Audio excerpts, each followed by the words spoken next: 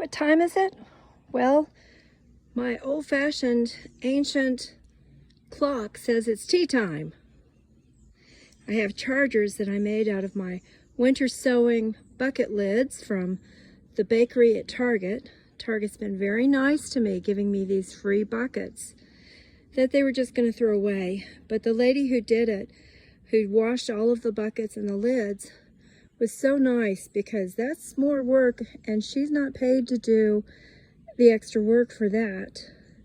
The woven piece that I have on the table or the door is something that I got at a thrift store, hand woven, and I can tell because the ends haven't been cut yet, and I'm probably never going to cut them because I really like the ends not to be torn apart and ravel. So anyway, these chargers are made out of plastic buckets for icing, and I didn't know what I was going to do with them. I thought I would hang buckets, or not buckets, but baskets on them and make my own hanging baskets out of lids.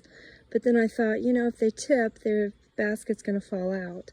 Even if I were to macrame sides to it, you know, they are not something you can always rely on. And but anyway, what I did with the edges of some of the napkins for the frogs, I put it on the center candle. And as far as the napkins for the frogs, well, there they are. I used my